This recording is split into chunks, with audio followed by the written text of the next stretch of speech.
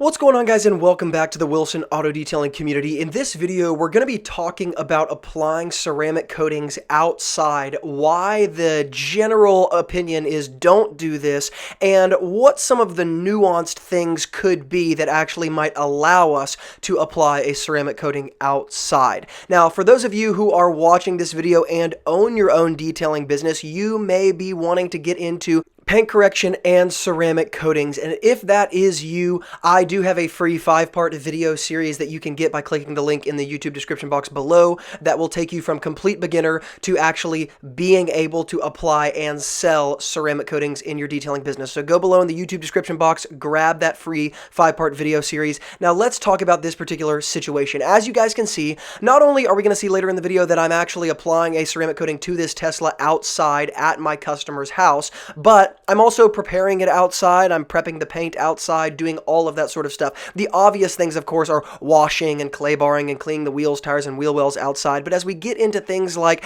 paint prep and actually applying the ceramic coating, one of the biggest reasons why people say, hey, we cannot do this sort of thing outside is because most of the time we're going to be prepping the paint with some paint correction or what we might call paint enhancement. And for the sake of this video, we're just going to define paint enhancement as minor paint correction. So why is it that one might say, hey, we can't do paint correction outside before we actually prepare the paint to be a ceramic coated? Well, one of the reasons is because of heat. Oftentimes when we are doing things outside, of course, we're at the mercy of Mother Nature and the sun. And generally speaking, as a rule of thumb, heat is not our friend when it comes to paint correction or paint enhancement or really any detailing process. It can just make things more frustrating and more difficult to do.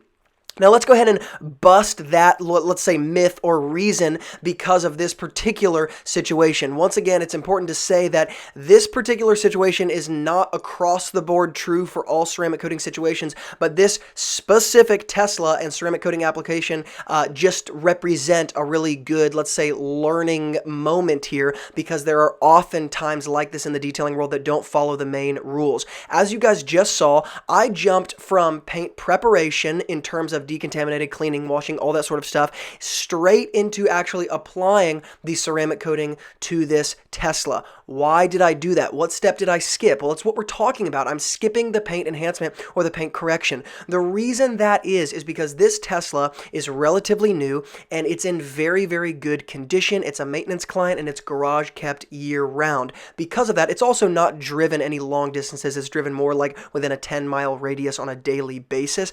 Because of that, there are no radical imperfections, crazy swirl marks, or anything like that, and to polish it would be not only to not fit the price range that my customer is actually looking for, but also to do in some ways some unnecessary things because we're only applying a 1-year ceramic coating to this paint. And so we're not having to really prepare the paint in the traditional sense for a 5-year, 7-year lifetime coating. Some of those necessary things we can kind of cut out of the picture. And so this is one reason why we're actually able to apply this coating outside, because we're not having to do a bunch of paint correction. Now, in addition to that, what's a second really big reason why people say we can't do paint correction, or more specifically ceramic coatings outside? Well, because as we sit outside, there's a risk of, let's say, outside air elements, let's say dust or pollen, because we're in Middle Tennessee in this video, settling on the paint as we actually apply the ceramic coating to the paint. It's going to affect the way it cures to the paint. Therefore, we need to be in a sheltered area. Let me say, for some situations, sometimes this is absolutely true. In fact, most of the ceramics I apply are in my garage, in my ceramic studio. But once again, the reason why in this particular situation, the outside elements, pollen, all that sort of stuff, dust settling on the paint is not something I'm super worried about is for 2 reasons. Number one, the particular time of year that I'm actually applying this coating to the Tesla, there's not a bunch of pollen in the air, and it's actually a super dry, probably the most dry and, let's say, least active weather, or elementally speaking, in Middle Tennessee. So there's not a bunch of stuff floating in the air. There's not a bunch of stuff that's going to settle in the air. Second of all, The coating that I'm applying here from Avalon King, no, this is not sponsored by them or anything. This is just, once again, kind of the beginner-friendly 1-year coating that's really easy to apply, and it's really easy to fit into a customer's particular lower price range. So that's why it's the one I reach for when customers want a ceramic, but they don't want to pay crazy prices.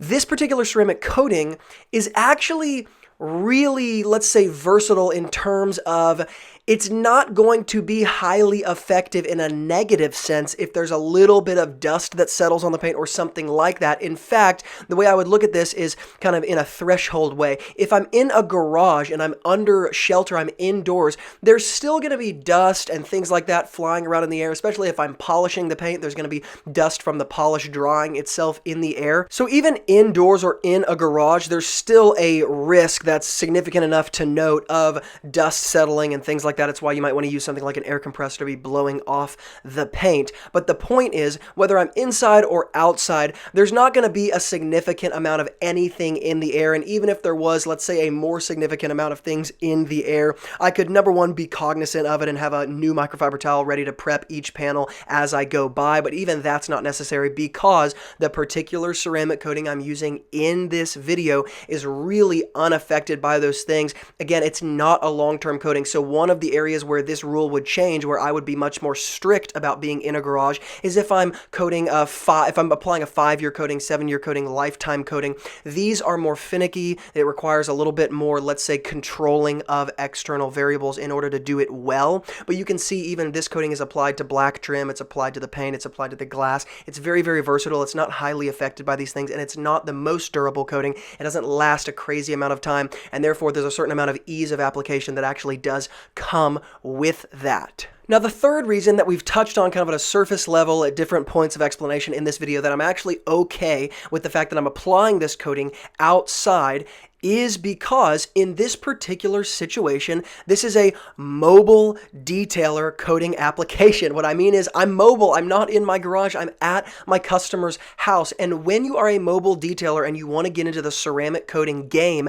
there are certain things that you're going to have to live by, certain rules you're going to have to do, certain games you're going to have to play. You're going to have to figure out certain ways around particular things. And so this particular Tesla coating scenario here represents kind of the dream for a mobile detailer, in that the customer wants to pay a relatively low price considering the market value of ceramic. So it's not a low price detail, but relative to other ceramic prices, it is lower. Number two, it doesn't require paint correction. And number three, this particular coating, because they want a bit of a lower price, is very, very easy to use in basically every climate, every condition, indoor or outdoor. So you can see why adding this type of coating to your services as a mobile detailer makes a lot of sense, especially in the beginning stages, and of course reinforcing why I'm okay in this situation applying it outside. You can also see that I'm actually in the garage now. The reason why I didn't apply it in the garage is simply because I wanted to have the sun out so I could see any high spots or anything like that. In this dark customer's garage,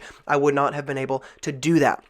Now guys, remember, if you're looking to get into the paint correction and ceramic coating game, it's extremely confusing because this is one of the areas of the detailing world and industry where the opinions are not just different everywhere you look, but they're also really, really strong opinions, and you're almost afraid of damaging something if you don't do the right thing, quote unquote. Go below in the YouTube description box, grab my free 5-part video series to break into the paint correction and ceramic coating game today, completely free to you. Guys, if you like content like this and business content, make sure to hit subscribe, and I will talk to you in the next video.